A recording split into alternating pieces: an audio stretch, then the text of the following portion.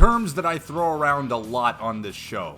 Manly, macho, badass. And they are genuine terms for many of the films I've reviewed, particularly Fist of the North Star or Deadbeat at Dawn. But there lies a work of cinema that holds all of these machismo values that I've been meaning to get to ever since starting this show. Much like Split Second. Christ, I started the Split Second episode almost exactly like this. Let's cut the watery cat shit. Today I'm covering Riki-Oh, the story of Riki. Many a B to Z grade reviewer has covered this film, and I don't really care.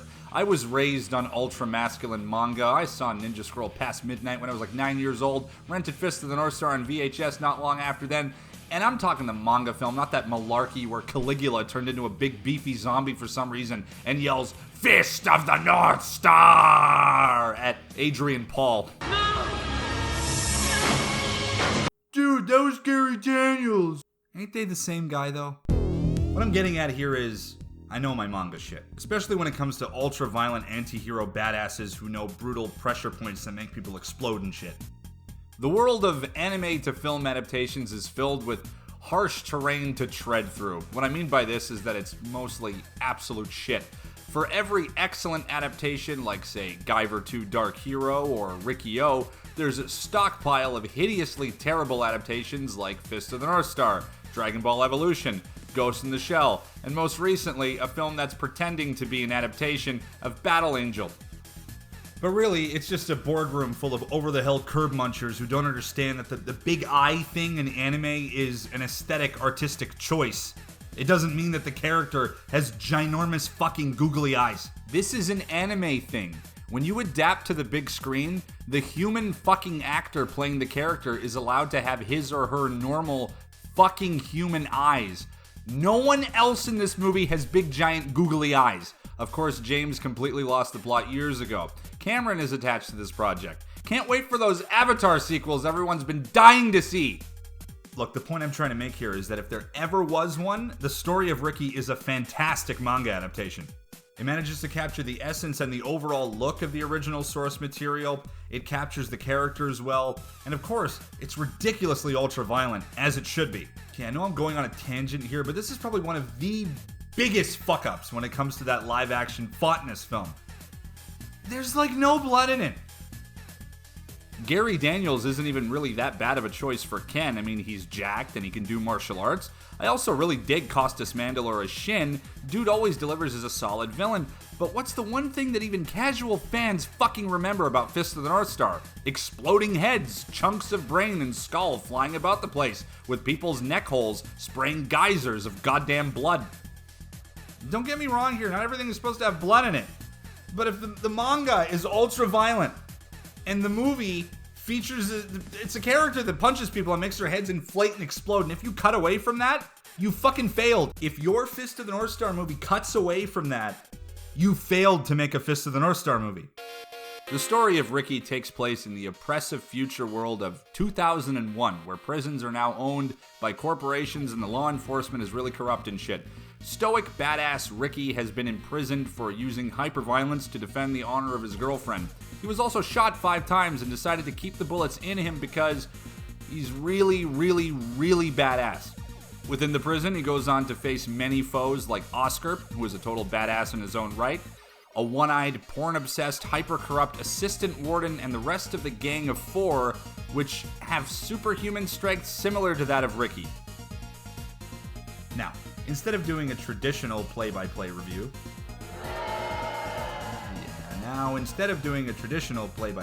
I decided instead to spotlight some of my favorite ridiculous over-the-top manly moments from the film.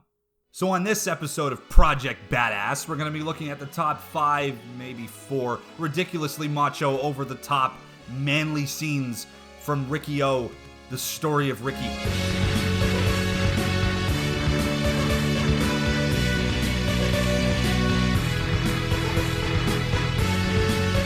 Alright, so the shower room fight with Zoro is pretty badass. It's manly as all fuck when Riki punches a hole in that fat fuck's stomach. It's a lot like this part from Fist of the North Star. Say your goodbyes, lard ass, because you're already dead. But the standout moment in this scene is when this schmuck sandwich over here tries to rush Riki with some big needle, and Riki just lets it stab right through his hand, then he breaks his attacker's hand, and to top it all off, Riki slowly pulls the needle out of his hand like it ain't shit. What a fucking badass. True supreme badasses can hold their own during vulnerable situations. Like a shower room. Like a prison shower room. So you've got Riki, and you've got Viggo Morgenstern. Oscar is a bad motherfucker. Truly one of Riki's most toughest adversaries in this film. He isn't the strongest of the Gang of Four, but he holds his own and gives Riki one hell of a fight. The standout moment is Oscar pretending to commit seppuku, but is actually just luring Riki in so he can try to choke him to death with his own guts. This is something Anthropophagus should have thought about. Don't eat those guts. Use them as a weapon. And just as a side note, most people, when they watch the intro of my show, they think that I ripped off that X-ray skull smashing thing from Sonny Chiba, the Street Fighter movie. But really, it's from the Oscar Riki fight from Riki-Oh that I ripped off. Either way, I ripped it off. Obviously. Tarzan is my favorite from the Gang of Four. He's a big motherfucker that looks like an Asian Riki from Trailer Park Boys. Most people, without even seeing the movie, have likely seen the clip where he just straight up smashes a dude's fucking skull into pieces like it's a daily chore. Tarzan gets pissed because one of the other gang dudes is about to take Riki out, and he can't let that happen if he hasn't even got to have a proper chance at a one-on-one fight with Riki. Because of this, the warden locks Riki and Tarzan in a cell together, filling it with cement. After they break free from the cement and Tarzan literally breaks into Riki's cell, they fight. Tarzan wins a bit at first, but Riki fucks him up quite royally. Like, fucked up levels of Jim Ross should be screaming about this shit in complete disbelief and horror. Oh, my goodness! Oh, my God! For the love of God! Oh, come on! We're just trying to do the same thing he did to Superman!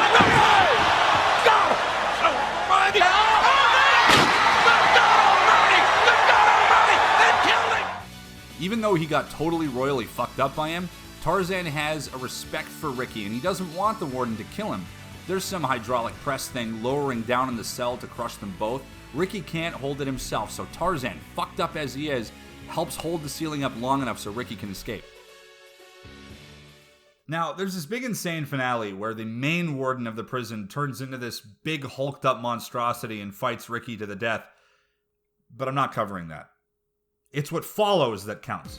After going exterminator on the warden, Riki makes his way out into the yard, warden's head in hand. He then proceeds to scream, throw the head away like he's goddamn Conan the Barbarian, and then delivers a fucking Hadouken to the massive concrete prison wall, shattering it to pieces and leading the inmates to freedom.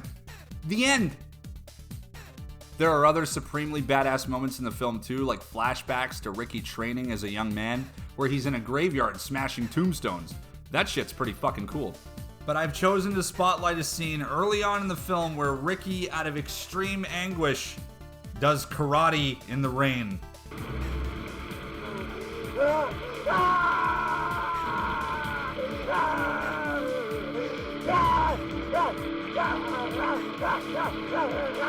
Totally fucking badass. Alright, so before we cut this shit, let's do some trivia.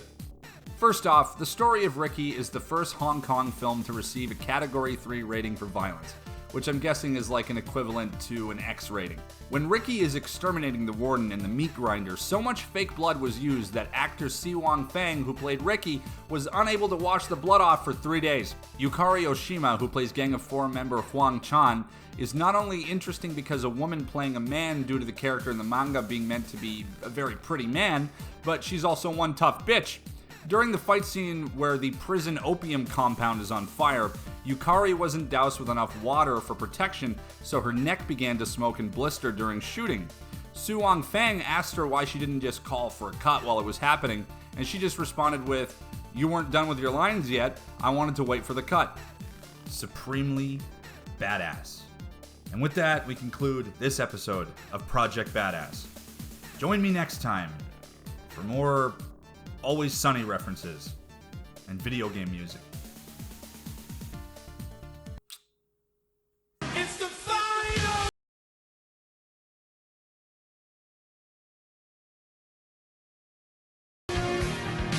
Monetary support? Patreon, and merch. Links in the description. More quality entertainment? Catch me on Radiodrome with Josh Hadley and Cecil from Good Bad Flicks on 1201beyond.com. And be sure to check out some of the other shows. Support badass synthwave artists like Perturbator on bloodmusic.com. You have everything to lose. I have everything to gain.